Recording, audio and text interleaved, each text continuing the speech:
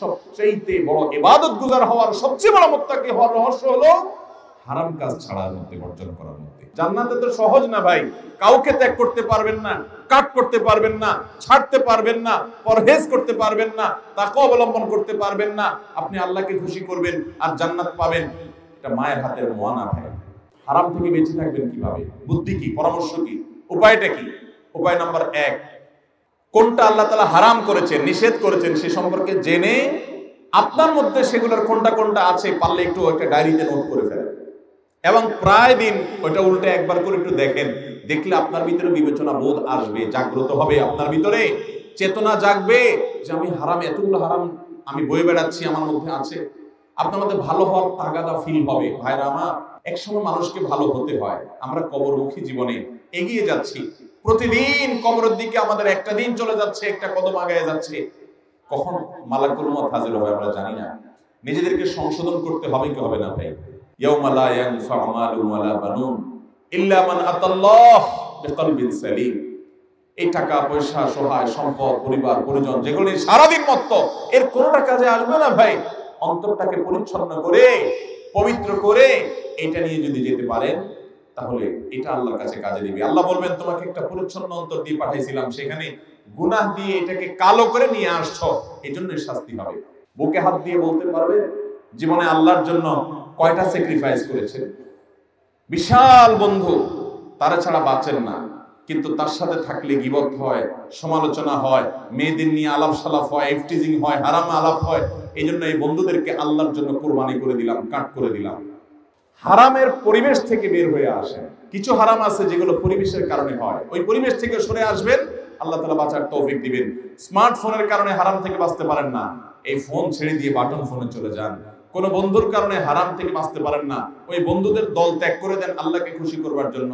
এই জন্য ভাইরা, হারাম থেকে বাঁচার জন্য, গুনাহ থেকে বাঁচার জন্য তালিকা করতে হবে।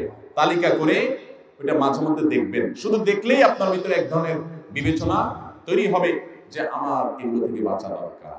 নাম্বার 2, দ্বিতীয় করণীয় হলো হারাম থেকে বাঁচার জন্য হারাম কাজগুলোর যে ক্ষতিকর দিক দুনিয়াতে এবং আখিরাতে। আমরা মুখে বলি হারামে আরাম নাই, অথচ খুব আরামের সাথে হারাম কাজ করি। ঠিক না বেঠিক? হারামে আরাম আছে? নাই। করতে সাময়িক একটু আরাম মনে হতে পারে, কিন্তু আরামের পরে আবার ব্যারাম আছে না নাই? নাম্বার 3, হারাম থেকে বাঁচার জন্য আপনি আল্লাহ রাব্বুল আলামিনের কাছে পানাহ চাইবেন। আল্লাহ, আপনি আমাকে তাকওয়া নসিব করেন। আল্লাহ, আপনি আমাকে গুনাহ থেকে বাঁচার তৌফিক দান করেন। আল্লাহুম্মা আতি নাফসি তাকওয়াহা ওয়া যাক্কিহা ওয়া আনতা খায়রু মান যাক্কাহা আনতা ওয়ালিয়ুহা ওয়া মাওলাহা। আল্লাহুম্মা আতি নাফসি তাকওয়াহা, আল্লাহ আমার প্রবৃত্তিকে, আমার নফসকে, আমাকে আপনি মুত্তাকি হওয়ার তৌফিক দান করেন, হারাম কাজ ছাড়ার তৌফিক দান করেন। ওয়া যাক্কিহা ওয়া আনতা খায়রু মান যাক্কাহা, আমাকে আপনি পরিশুদ্ধ করে দেন, আমাকে আপনি পবিত্র করে দেন গুনাহ থেকে। আল্লাহর কাছে পানাহ চান। আর 4 নম্বর করণীয় হলো হারামের পরিবেশ থেকে বের হয়ে আসেন। কিছু হারাম আছে যেগুলো পরিবেশের কারণে হয়, ওই পরিবেশ থেকে সরে আসবেন, আল্লাহ তাআলা বাঁচার তৌফিক দিবেন। স্মার্টফোনের কারণে হারাম থেকে বাঁচতে পারেন না, এই ফোন ছেড়ে দিয়ে বাটন ফোনে চলে যান। কোন বন্ধুর কারণে হারাম থেকে বাঁচতে পারেন না, ওই বন্ধুদের দল ত্যাগ করে দেন আল্লাহকে খুশি করবার জন্য। জান্নাতে তো সহজ না ভাই, কাউকে ত্যাগ করতে পারবেন না, কাট করতে পারবেন না, ছাড়তে পারবেন না, পরহেজ করতে পারবেন না, তাকওয়া অবলম্বন করতে পারবেন না। আপনি আল্লাহকে খুশি করবেন আর জান্নাত পাবেন, এটা মায়ের হাতের মোয়ানা ভাই। বুকে হাত দিয়ে বলতে পারবে জীবনে আল্লাহর জন্য কয়টা স্যাক্রিফাইস করেছেন?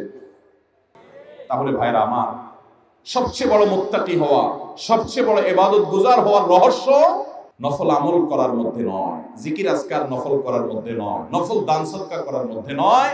সবচেয়ে বড় ইবাদত গুজার হওয়ার, সবচেয়ে বড় মুত্তাকি হওয়ার রহস্য হলো হারাম কাজ ছাড়ার মধ্যে, বর্জন করার মধ্যে। চেষ্টা করব তো ইনশাআল্লাহ। আল্লাহ রাব্বুল আলামিন আমাদের সবাইকে সব ধরনের হারাম কাজ বর্জন করার তৌফিক দান করুন। জাযাকুমুল্লাহু খাইরান ওয়া আখিরু দাওয়ানা আলহামদুলিল্লাহি রাব্বিল আলামিন।